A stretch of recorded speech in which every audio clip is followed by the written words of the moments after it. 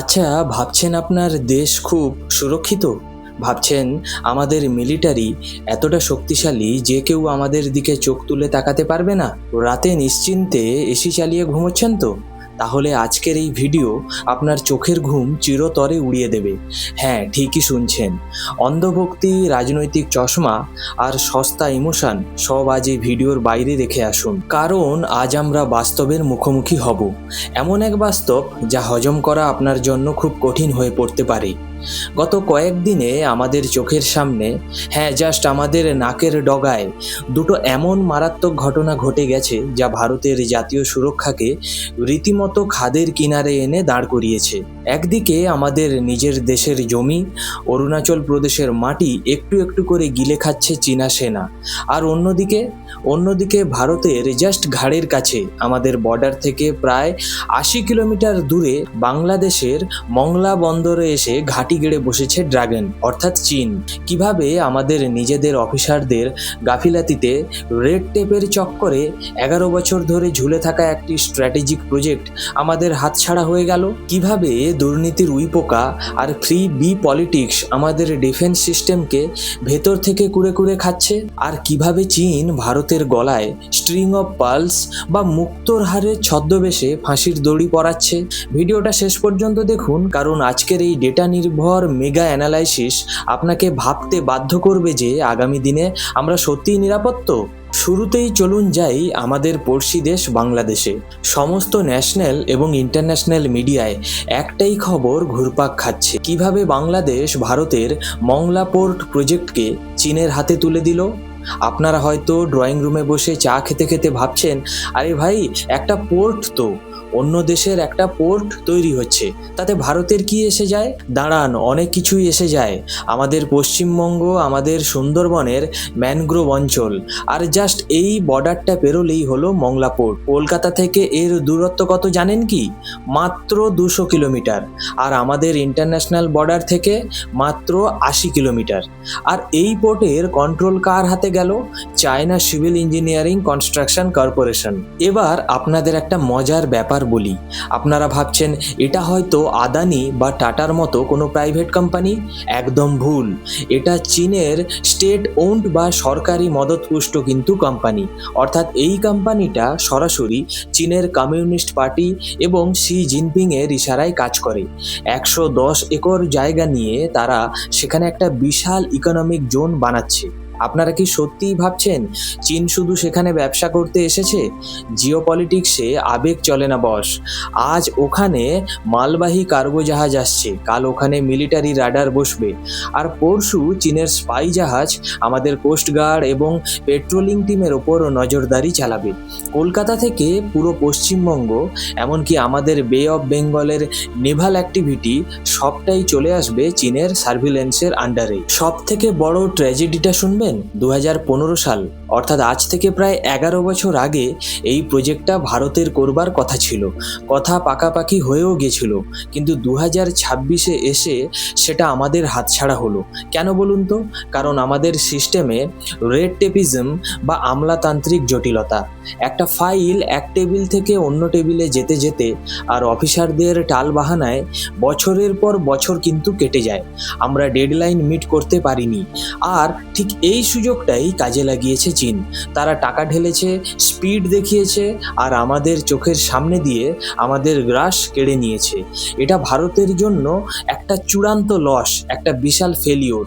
গল্পটা কিন্তু এখানেই শেষ নয়। মংলা তো জাস্ট একটা ট্রেলার। আপনারা কি চীনের স্ট্রিং অফ পার্লস বা মুক্তোর হারের নীতির কথা শুনেছেন কি? নামটা শুনতে খুব সুন্দর, তাই না? যেন কোনো রোমান্টিক কবিতার লাইন। কিন্তু এই মুক্তোর হার আসলে ভারতের গলায় পরানো একটা নিখুঁত ফাঁসির দড়ি। চীনের পলিসি খুব ক্লিয়ার, ভারতবর্ষকে সমুদ্রপথে চারদিক থেকে ঘিরে ফেলা। যেখানে যেখানে সামুদ্রিক স্ট্র্যাটেজিক লোকেশন আছে সেখানে ডেট ট্র্যাপ ডিপ্লোম্যাসি চালিয়ে নিজেদের ঘাঁটি বানানো। কিন্তু কেন? কারণ চীনের ভয় তাদের মালাক্কা ডাইলেমা নিয়ে। চীনের তেলের জাহাজ যেখান দিয়ে যায় সেখানে ভারতের নেভি চাইলেই ব্লক করে দিতে পারে। এই ব্লকেজ আটকাতে ভারতের নেভিকে কাউন্টার করতে চীন ভারতের চারধারে এই ঘাঁটিগুলো বানাচ্ছে। আগে তাদের কাছে চট্টগ্রাম ছিল, এখন মংলা চলে এলো। আর এর থেকেও ভয়ঙ্কর এবং শিউরে ওঠার মতো খবরটা শুনবেন। মংলা পোর্টের পর চীনের নজর এবার আমাদের সব থেকে সেনসিটিভ পয়েন্টটার দিকে, তিস্তা রিভার প্রজেক্ট। আমাদের চিকেন স্নেক বা শিলিগুড়ি করিডর মাত্র 22 কিলোমিটার চওড়া একটা জায়গা, যার পুরো নর্থ ইস্ট ইন্ডিয়াকে মেইনল্যান্ডের সাথে জুড়ে রাখে। এই করিডরের জাস্ট পাশেই তিস্তা রিভার প্রজেক্টে যদি চীনের ইঞ্জিনিয়াররা ঢুকে পড়ে, তাহলে তাদের ছদ্মবেশে চীনা ইন্টেলিজেন্স বা পিপলস লিবারেশন আর্মির লোক বসে থাকে। তাহলে ভারতের নিরাপত্তা কোথায় গিয়ে দাঁড়াবে? একবার ভেবে দেখেছেন? যুদ্ধের সময় ওরা চাইলেই আমাদের এই চিকেন স্নেককে কেটে নর্থ ইস্টকে ভারত থেকে বিচ্ছিন্ন কিন্তু করে দিতে পারে। এবার চলুন সাউথ থেকে সোজা নর্থ ইস্টের দিকে যাই। অরুণাচল প্রদেশ, যেটাকে চীন বলে দক্ষিণ তিব্বত, সেখানকার আপার সুবানসিরি জেলায় স্থানীয় পাহাড়ি জনজাতি সম্প্রদায় অর্থাৎ নাহা ওয়েলফেয়ার সোসাইটি এর মানুষেরা একটি মারাত্মক দাবি করেছেন। তারা অন ক্যামেরা বলছেন যে পাহাড়ে তারা বংশ পরম্পরায় গবাদি পশু চড়াতেন, যে জঙ্গল থেকে তারা বাঁশ কাটতেন, সেই জায়গাগুলোতে এখন আর তাদের ঢুকতে দেওয়া হচ্ছে না। কেন? কারণ চীনা আর্মি একটু একটু করে সেই জমি নাকি দখল করে নিয়েছে। শুধু দখল করেই থেমে নেই, তারা সেখানে পাকা রাস্তা বানাচ্ছে, ব্রিজ বানাচ্ছে, এমনকি আস্তে আস্তে মডার্ন গ্রাম বসিয়ে ফেলেছে। ওটাকে জিওপলিটিক্সের ভাষায় বলে সালামি স্লাইসিং, অর্থাৎ একসাথে পুরো দেশ দখল না করে একটু একটু করে স্লাইস করে কাটা, যাতে ইন্টারন্যাশনাল মিডিয়াতে কোনো বড় শোরগোল না হয়। যদিও আমাদের ভারতীয় সেনা সাথে সাথে এই দাবি খারিজ করে বলেছে যে পিএলএ কোনো জায়গা দখল করেনি, আমাদের টেরিটরি সুরক্ষিত আছে। কিন্তু গন্ডগোল কোথায় জানেন কি? ভারত আর চীনের মধ্যে নির্দিষ্ট কোনো ডিমার্কড বর্ডার লাইন বা এলওসি নেই, পুরোটাই এলএসি অর্থাৎ লাইন অফ অ্যাকচুয়াল কন্ট্রোল। চীনের ম্যাপ আলাদা, তাদের নিজেদের মতো বর্ডার ভাবে তারা, আমরা আমাদের মতো ভাবি। কিন্তু সাধারণ মানুষ যারা 10 বছর আগে ওই জায়গায় অবাধে যেতেন, তারা আজ বাধা পাচ্ছেন। এর মানে কি? এর মানে হলো চীন অ্যাগ্রেসিভলি ফরওয়ার্ড পুশ করছে আর আমরা ডিফেন্সিভ মোডে আছি। এখন আপনারা অনেকেই হয়তো রাগে ফুটছেন, কিবোর্ডে ঝড় তুলছেন আর ভাবছেন আমাদের আর্মির এত ক্ষমতা, আমাদের এত মিসাইল আছে, চীনকে আমরা 1 মিনিটে উড়িয়ে দেব। আমরা 1962 নই, আমরা 2026। একটু থামুন। আমি বরাবরই বলেছি, আবেগে ভাসলে জিওপলিটিক্স হয় না। সোশ্যাল মিডিয়ায় বোমা ফাটানো আর ময়দানে যুদ্ধ করা এক জিনিস নয়। আসুন আপনাকে কিছুটা হার্ডকোর বাস্তব ডেটা দেখাই, যা হয়তো আপনার হজম করতে খুব কষ্ট হবে, কিন্তু এটাই সত্যি। ডিফেন্স বাজেট, আমাদের ভারতের ডিফেন্স বাজেট যেখানে 79 থেকে 92 বিলিয়ন ডলারের মধ্যে ঘোরাফেরা করে, সেখানে চীনের ডিফেন্স বাজেট কত জানেন কি? 285 থেকে 336 বিলিয়ন ডলার, অর্থাৎ আমাদের চেয়ে প্রায় 3 থেকে 4 গুণ বেশি। ওরা 1 বছরে মিলিটারির পেছনে যা খরচ করে, আমাদের সেটা করতে 4 বছর লাগবে। রিসার্চ অ্যান্ড ডেভেলপমেন্ট, আজকের যুদ্ধ তরোয়াল বা বন্দুক দিয়ে হয় না, আজকের যুদ্ধ হয় এআই, ড্রোন এবং সাইবার ওয়ারফেয়ারে। আমরা আমাদের ডিআরডিও বিজ্ঞানীদের রিসার্চের জন্য দিই মাত্র 3 বিলিয়ন ডলার, আর চীন দেয় 44 বিলিয়ন ডলার। ভাবুন গ্যাপটা কোথায়। আমাদের বিজ্ঞানীরা যদি এই 44 বিলিয়ন ডলার পেতেন, তারা আজ আমেরিকাকে টেক্কা দিতে পারতেন। পারমাণবিক অস্ত্র, আমাদের কাছে আনুমানিক 180টা ওয়ারহেড আছে, আর চীনের কাছে আছে 600টার বেশি। এয়ারক্রাফট কত না, ভারতের এয়ারক্রাফট সংখ্যা 588-র আশেপাশে, কিন্তু চীনের সেখানে 2000-এরও বেশি। নেভাল ফ্লিট কত আছে? আমাদের নেভাল ফ্লিট 297টা, আর চীনের আছে 1000টা। আপনারাই বলুন, বুকে হাত দিয়ে বলুন, এই 3-4 গুণ বেশি শক্তিধর একটা দেশের বিরুদ্ধে আমরা কি শুধু মুখের জোরে, রাজনৈতিক স্লোগান দিয়ে বা সোশ্যাল মিডিয়ার ইমোশনে লড়তে পারবো? উত্তরটা হলো বিগ নো। তাহলে উপায় কি? ভারতের কি টাকা নেই? ভারত কি গরিব দেশ? অবশ্যই না, ভারতের প্রচুর টাকা আছে। আমাদের অর্থনীতির সাইজ বিশাল, কিন্তু সেই টাকা কোথায় যাচ্ছে? সেই টাকা খাচ্ছে আমাদের দেশের ভেতরের কিছু উইপোকা। হ্যাঁ, আমি সরাসরি দুর্নীতির কথা বলছি। একবার লজিক দিয়ে ভাবুন তো, একজন পুলিশ অফিসার বা একজন সরকারি আমলা বা একজন নেতা যার 20 বছর কেরিয়ারে মোট বৈধ ইনকাম হয়তো 1 কোটি টাকা, তার কাছে 5 কোটি টাকার প্রপার্টি, বেনামি ফ্ল্যাট, দামি গাড়ি, কেজি কেজি সোনা কোথা থেকে আসে? এটা বোঝার জন্য কি নাসার রকেট সায়েন্স পড়তে হয়? কেন এদেরকে সাথে সাথে অ্যারেস্ট করে এদের সমস্ত প্রপার্টি সিজ করা হয় না? কেন এদেরকে একটা 2 কামরার ঘরে আটকে রেখে এদের সমস্ত কালো টাকা উদ্ধার করে সরাসরি আমাদের ডিফেন্স বাজেটে দেওয়া হয় না? কারণ আমাদের বিচার ব্যবস্থা অত্যন্ত ধীর, অত্যন্ত দুর্বল। একটা লোক দুর্নীতির দায়ে ধরা পড়ে, তার খাটের তলা থেকে বস্তা বস্তা টাকা উদ্ধার হয়, আর আমাদের 15 বছর ধরে তার বিচার চলে আর আমরা ওটা দেখি। 15 বছর পর সাধারণ মানুষ ভুলেই যায় যে আদৌ ও কে ছিল। সমাজে এই মেসেজ যায় যে এদেশে দুর্নীতি করলে কিচ্ছু হয় না, 2 দিন পর তো জামিন পেয়েই যাবে। এই সিস্টেমকে ফাস্ট ফরওয়ার্ড করতে হবে। পুলিশ বাড়ান, জজ বাড়ান, ডিজিটাল ইনফ্রাস্ট্রাকচার আনুন, 1 বছরের মধ্যে বিচার কমপ্লিট করুন। সন্ধেবেলা প্রেস কনফারেন্স করে সাংবাদিক বৈঠক করে জানিয়ে দিন যে এই দুর্নীতিবাজের 5 কোটি টাকা আজ বাজেয়াপ্ত করা হলো এবং সেই টাকা দিয়ে আর্মির জন্য ড্রোন কেনা হবে। দেখবেন 1 বছর পরে পুরো দেশের চেহারাটাই পাল্টে যাবে। কেউ দুর্নীতি করবার আগে 10 বার ভাববে, কিন্তু আমরা কি সেটা করতে পারছি? আর একটা মারাত্মক রোগ, একটা ক্যান্সার আমাদের সমাজকে গ্রাস করেছে, ফিব্রিস বা খয়রাতির রাজনীতি।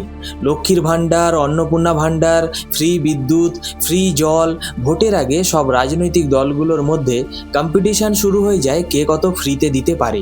আমি মানছি দেশের কিছু অত্যন্ত গরিব মানুষের এই 1000-3000 টাকায় সংসার চলে, হয়তো কারো জীবনদায়ী ওষুধ কেনা হয়, তাদের সাপোর্ট অবশ্যই দরকার। কিন্তু এটাই কি একটা উন্নয়নশীল দেশের স্থায়ী সমাধান হতে পারে? সলিউশন এটা নয় যে আপনি মানুষকে আজীবন ভাতার উপর নির্ভরশীল করে রাখবেন, হাত পাততে বাধ্য করবেন। সলিউশন হলো এমপাওয়ারমেন্ট। সেই গ্রামীণ মহিলাকে যার কোনো ইনকাম নেই, তাকে ছাগল পালনের বা হাঁস মুরগি পালনের ট্রেনিং দিন, তাকে সরকারি তরফ থেকে 10টা ছাগল দান করুন।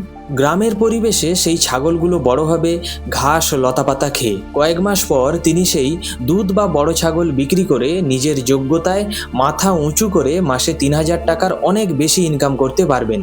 উনাকে আর হাত পেতে ভাতা নিতে হবে না, আর সরকারের যে কোটি কোটি টাকা বাঁচবে সেই টাকাটা সরাসরি দেশের ডিফেন্স বাজেটে দেওয়া যাবে, ইনফ্রাস্ট্রাকচারেও দেওয়া যাবে। আমরা কি সত্যিই চাই না আমাদের দেশ সুপার পাওয়ার হোক, নাকি সারা জীবন ওই ফ্রির টাকার জন্যই লাইনে দাঁড়িয়ে থাকবো? তবে কি ভারত শুধু মার খাচ্ছে আর হাত গুটিয়ে বসে আছে? একদমই না। ভারতও নিজের মতো করে চাল চালছে। চীনের কাউন্টার করতে ভারত তৈরি করেছে নেকলেস অফ ডায়মন্ড বা হীরের নেকলেস। চীন যদি আমাদের চারধারে মুক্তোর হার পরায়, আমরাও তাদের চারধারে হীরের নেকলেস পরাচ্ছি। মঙ্গোলিয়া, জাপান, ভিয়েতনাম, সিঙ্গাপুরের চাঙ্গি নেভাল বেস, ওমানের Dukam port, মরিশাসের Agalega island, Indonesia, এইসব জায়গায় ভারত নিজেদের স্ট্র্যাটেজিক এবং মিলিটারি কানেকশন তৈরি করছে। সব থেকে বড় গেম চেঞ্জার হলো আমাদের আন্দামান এবং নিকোবর দ্বীপপুঞ্জ। এই দ্বীপপুঞ্জকে আমরা ট্রাই কমান্ড অর্থাৎ আর্মি, নেভি, এয়ারফোর্স একসাথে ট্রাই কমান্ড হিসেবে অত্যন্ত শক্তিশালী করছি। এর কারণ হলো চীনের যে তেলের জাহাজগুলো মালাক্কা প্রণালী দিয়ে যায়, সেগুলো আন্দামানের খুব কাছ দিয়ে যায়। যুদ্ধ লাগলে ভারত ওই সমুদ্রেই চীনের স্টিং অফ পালসকে আটকে দিতে পারবে। কিন্তু প্রবলেমটা কোথায় জানেন কি? স্পিড। আমাদের স্পিড খুবই কম। চীন যেখানে 5টা প্রজেক্ট কমপ্লিট করছে, আমরা সেখানে 2টো করছি। আমাদের ডিপ্লোম্যাটিক এবং ইকোনমিক কাউন্টার এই ওয়েট দ্রুত তৈরি করতে হবে। বাংলাদেশের ক্ষেত্রে আমাদের কাছে হয়তো চীনের মতো এত টাকা নেই লোন দেওয়ার জন্য, কিন্তু আমাদের জাপান, আমেরিকা বা সৌদি আরবের মতো বন্ধু রাষ্ট্রগুলোর সাথে হাত মিলিয়ে জয়েন্ট ভেঞ্চারে ইনভেস্টমেন্ট আনতে হবে, যাতে চীনের একচেটিয়া আধিপত্য কমানো যায়। আইপিজিএল এর মতো ভারতীয় কোম্পানিগুলোকে বিদেশে আরও বেশি ডেলি লজিস্টিক্স আর ম্যানেজমেন্টের দায়িত্ব নিতে হবে। আমাদের কমার্শিয়াল লেভারেজ বাড়াতে হবে, আর সর্বোপরি সিস্টেমের লাল ফিতের ফাঁস কেটে দ্রুত ডিজিটাল ট্রান্সফরমেশন আনতে হবে। দর্শক, আজকের দুনিয়ায় যুদ্ধ শুধু সীমান্তে বন্দুক দিয়ে হয় না, কিন্তু আজকের যুদ্ধ হয় ইনফরমেশন, ইকোনমির, টেকনোলজির আর স্ট্র্যাটেজির। চীন যদি আগামী দিনের সুপার পাওয়ার হয়, তবে একটা কথা সবসময় মনে রাখবেন, সুপার পাওয়ারের নেচার বা ধর্মই হলো সে তার পাশের দেশগুলোকে কখনো মাথা তুলে দাঁড়াতে দেবে না। চীন কখনোই চাইবে না এশিয়ায় ভারত তাদের সমকক্ষ হয়ে উঠুক। আমাদের হাতে সময় কিন্তু খুব কম। আবেগে ভেসে আমরা বিশ্বগুরু, আমরা সেরা বলার দিন কিন্তু শেষ। এখন সময় নিজের ফন্টগুলোকে, নিজেদের ভুলগুলোকে স্বীকার করা, দুর্নীতিকে সমূলে উৎপাটন করা, সিস্টেমকে ফাস্ট করার এবং দেশের ডিফেন্স ও ইন্টেলিজেন্সকে বিশ্বের সেরা বানানো। সরকার একা সব পারবে না, কারণ সরকার চলে ভোটের অন্ধে। এই ডিমান্ডটা আমাদের সাধারণ নাগরিকদের তুলতে হবে। সমাজ যদি প্রশ্ন করা শুরু করে, জনগণ যদি সচেতন হয়, তবে সরকার নড়ে চড়ে বসতে কিন্তু বাধ্য হবে। যদি আজকের এই হার্ডকোর ডেটা আর রিয়েলিস্টিক বিশ্লেষণ আপনাদের একটু ভাবিয়ে থাকে, যদি আপনার মনে হয় এই সত্যিটা প্রত্যেক ভারতীয়ের, প্রত্যেক সচেতন নাগরিকের জানা উচিত, তবে ভিডিওটা এখনই শেয়ার করুন, জনমত গঠন করুন, চুপ করে বসে থাকবেন না। আর হ্যাঁ, কমেন্ট বক্সে অবশ্যই আপনার মতামত জানাবেন। চীনের এই আগ্রাসনের মোকাবিলা করতে, মংলা থেকে অরুণাচল এই থ্রেট কাউন্টার করতে ভারতের আর কি কি কড়া পদক্ষেপ নেওয়া উচিত বলে আপনি মনে করেন, কমেন্টে অবশ্যই জানাবেন। এই বিশ্লেষণধর্মী ভয়ডরহীন কাজকে সাপোর্ট করতে চ্যানেলটিকে অবশ্যই সাবস্ক্রাইব করুন। দেখা হবে পরের ভিডিওতে জিওপলিটিক্সের আরও কোনো রূঢ় বাস্তবের মুখোমুখি হতে। জয় হিন্দ, বন্দে মাতরম।